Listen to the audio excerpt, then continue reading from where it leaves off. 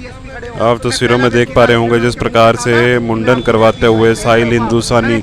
Appeal आप सभी से रहेगी, इस खबर को आप शेयर जरूर करें। महंगाई से तंग होकर देख सकते हैं किस प्रकार से जो मुंडन है वो करवाते हुए लगातार नजर आ रहे हैं। अपील आप सभी से, इस खबर को आप साथ के साथ शेयर जरूर करते रहे। करनाल के गांधी चौक से लाइव तस्वीरें देख सकते हैं किस प्रकार से अपने वो बाल कटवाते हुए नजर आ रहे हैं। कि मैंने क्या सवाल पूछे थे और क्या जवाब मिला, ये मेरा वादा है। आपने सर यही तरीका क्यों अपनाया, बाल मुंडवाने का ही तरीका क्यों अपनाया? और आप बताइए मुझे अंजलि जी, क्या क्या विरोध करने का तरीका हो सकता था, क्या विरोध करने का तरीका हो सकता था?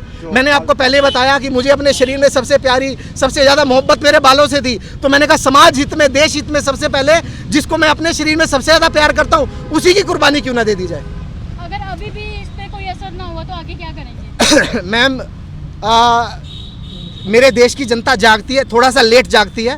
मैं यहाँ पे सरकार को नहीं जगाना चाह रहा, सरकार तो गूंगी बहरी अंधी हो चुकी है। मैं सरकार को नहीं जगाना चाह रहा, मैं तो यहाँ पे आम नागरिक को जगाना चाह रहा हूँ कि आम नागरिक जाग जाए, वो एक भारतवासी होने के नाते अपनी जिम्मेवारी को समझे देश के प्रति, और देश के प्रति अपनी जिम्मेवारी को निभाए। लगातार अलग अलग पार्टियों के द्वारा अलग अलग तरीके से प्रदर्शन किए जाते हैं और रोष जताया जाता है, तो उनसे जो है आवाज़ आम नागरिक तक नहीं पहुंची। क्या आपके मुंडन कराने से आवाज़ जनता तक पहुंचेगी, क्या लगता है आपको? मैम, एक अन्ना हजारे जी थे, आपने उनका प्रोटेस्ट देखा होगा।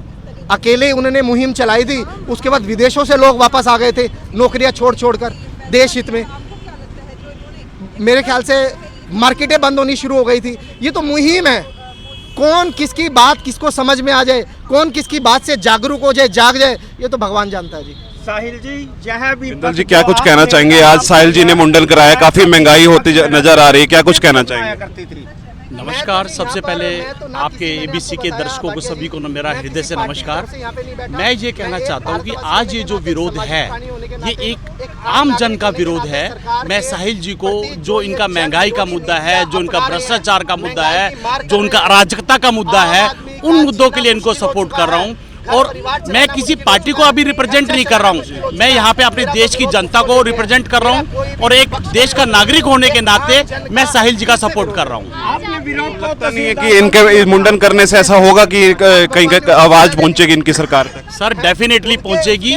हर व्यक्ति का अपना अपना विरोध करने का तरीका है, विरोध करने का कोई भी तरीका हो सकता है। मैं ये समझता हूँ कि ये बहुत अच्छा तरीका है और बहुत ही शांति प्रिय तरीके से साहिल जी इसका विरोध कर रहे हैं, और मैं उसका समर्थन करता हूँ। क्या अपील करना चाहेंगे लोगों को जो ये वीडियो देख रहे हैं?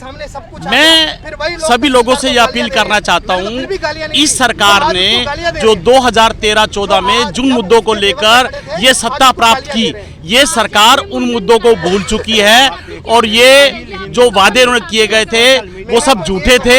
ये सरकार हर मोर्चे पे विफल हो चुकी है। भ्रष्टाचार चरम सीमा पर है, महंगाई चरम सीमा पर है, अराजकता चरम सीमा पर है। ये सरकार हर मोर्चे पर विफल हो चुकी है। मैं ये चाहता हूं कि आम जन को इस सरकार की जितनी भी गलत नीतियां हैं उनका विरोध करना चाहिए, और मैं साहिल जी का इस मुद्दे पे उनका समर्थन करता हूं। आम नागरिक के तौर पर करते हैं, किसी पार्टी के? आम नागरिक के तौर पे मैं इनका समर्थन करने आया हूं। देख सकते हैं सुनील बिंदल थे, जिस प्रकार से उन्होंने बताया कि आम जनता के जो हिसाब से है वो मैं अब इनका जो है समर्थन करने के लिए है, वो किसी पार्टी की ओर से नहीं है। मेरी आप सभी से अपील रहेगी, जिस प्रकार से आपने देखा साहिल हिंदुस्तानी ने जो महंगाई को लेकर मुंडन जो है वो करवा दिया, और काला कपड़ा जो अब है वो बांधा जाएगा, ऐसा वो बताते हुए नजर आ रहे हैं। उनसे भी जानने का प्रयास जरूर किया जाएगा। मेरी आप सभी से अपील, इस खबर को आप शेयर जरूर करें। आप देख सकते हैं कफन बांध लिए है, देख सकते हैं सिर के ऊपर। अब सरकार की मर्जी है, या तो ये जन विरोधी जो मुद्दे हैं उन पर काम करे, 3 साल उनके पास पड़े हैं, जनता को राहत दे, या मेरे जैसे लोगों को कुर्बानी ले ले। मैंने तो आज आपको, कल भी मैं ये बात बोल रहा था, मैंने आपको कैमरे पे नहीं बोल रही, आज मैं ये कर रहा हूँ। कल को मुझे और कोई कुर्बानी देनी पड़ी तो मैं उसके लिए भी तैयार हूँ। अगर 2 साल बाद, 3 साल बाद अगर मुझे राष्ट्रपति जी से इच्छा मृत्यु भी मांगनी पड़ी, जब मुझे लगेगा कि इस देश में लोकतंत्र की हत्या हो चुकी है, इस देश में कानून व्यवस्था खत्म हो चुकी है, इस देश में कहीं पे भी कोई भी सुनवाई नहीं है, न्याय किसी को नहीं मिलने वाला, महंगाई पे कोई काम नहीं होने वाला, रोजगार किसी को नहीं मिलने वाला, तो उस दिन मैं शायद राष्ट्रपति जी से इच्छा मृत्यु का भी वरदान मांग लूं। साहिल जी एक बड़ा मुद्दा ये आज नारा हो गया, हर घर महंगाई, हर घर बेरोजगारी। मैं नहीं कह रहा, ये आप सब लोग मानते हो या नहीं मानते, ये अपनी आत्मा से पूछ के जवाब देना। आप लोग पत्रकार बाद में हो, पहले देशवासी हो, पहले शहरवासी हो। अगर हर घर महंगाई नहीं हुई तो आप मुझे बताओ, लोगों के लाले पड़ गए हैं रोटी खाने के, एक एक स्कूल के बच्चे की फीस भरना भारी हो गया है, सिलेंडर लेना भारी हो गया है। कल एक सर्वे आया हुआ था, कितने लोगों ने सिलेंडर रिफिल कराना बंद कर दिया। अब देखो तो सही देश में क्या हो रहा है। एक जगह एक योजना चली थी, उज्ज्वला योजना, कि चूल्हे बंद होंगे, गरीबों के चूल्हे बंद होंगे और सिलेंडर मिलेगा।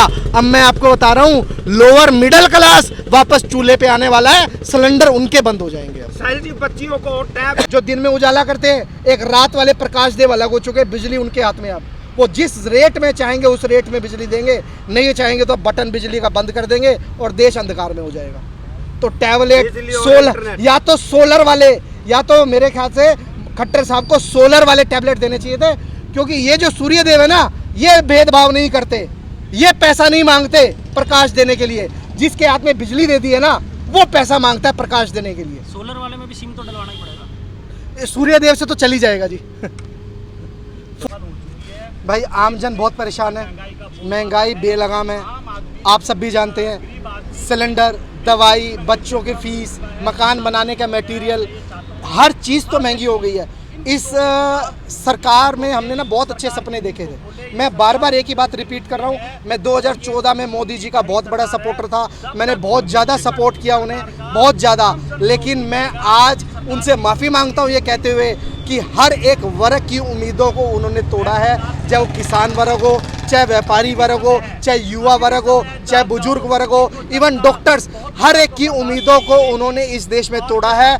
देश 70-75 साल वापस पीछे जा चुका है। देश जिस मुहाने पर खड़ा है, आज मुझे देश का भविष्य सिर्फ और सिर्फ अंधकार में नजर आता है, कहीं पे भी कोई रोशनी नजर नहीं आती। मेरे जी, मैंने सबसे पहले तो अपना मुंडन कराया है। ये एक आम नागरिक का, किसी पार्टी का नहीं, किसी पार्टी की विचारधारा नहीं, ये एक आम नागरिक का एक विरोध करने का अपना एक तरीका है। मैं सिर्फ सरकार को जताना चाह रहा हूँ कि कृपया करके आम जन को थोड़ी सी राहत दे कि वो अपनी ज़िंदगी सुकून से जी सके। जब से इनकी सरकार आई है, आम नागरिक दुखी और सड़कों पर ही है। कभी वो नोटबंदी में, और कभी जीएसटी में, और कभी पारिवारिक आईडी में, और कभी घर की आईडी बनवाने में, वो सभी इन्हीं सी चीज़ों में लगे हुए हैं। 2 वक्त की रोटी कमाना बहुत मुश्किल हो गया है। और उसके बाद मैंने सिर पे कफन बांधा है, क्योंकि लास्ट क्या है, ये मरवा ही सकते हैं, इससे ज़्यादा तो नहीं कुछ करवा सकते। लास्ट में तो सिर्फ एक ज़िंदगी और मौत ही है ना।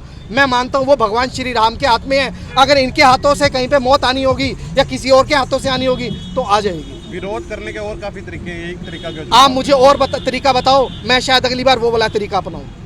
आप मुझे बताओ कौन सा तरीका। 50 रुपए बढ़े हैं घरेलू। आप देखो ना जी, 400 साढ़े 400 रुपए का सिलेंडर 999 रुपए पहुंच गया। आम आदमी की इनकम कितनी बड़ी है। कोरोना काल के बाद आम आदमी की इनकम, आप खुद भी एक पारिवारिक आदमी हो, आप भी बाल बच्चेदार आदमी हो, आप खुद देखिए, आम आदमी की इनकम 50% रह गई है और महंगाई 4 गुना ज़्यादा बढ़ गई है।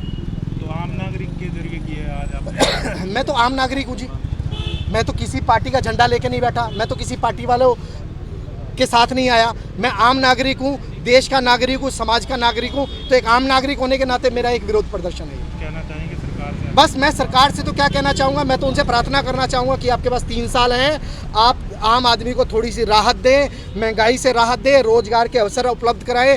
हरियाणा में रोजगार, बेरोजगारी नंबर 1 है। अभी 4 दिन पहले की रिपोर्ट आई हुई थी, आप लोगों ने भी पढ़ी।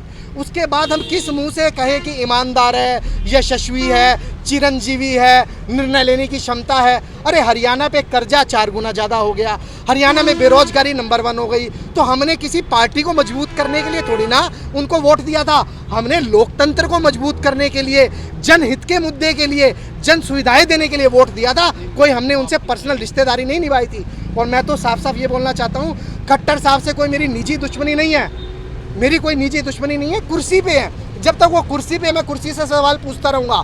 जिस दिन वो कुर्सी से हट जाएंगे, मेरे लिए एक बुजुर्ग है, मैं उनको वही इज्जत सम्मान दूंगा जो मेरे संस्कारों में है।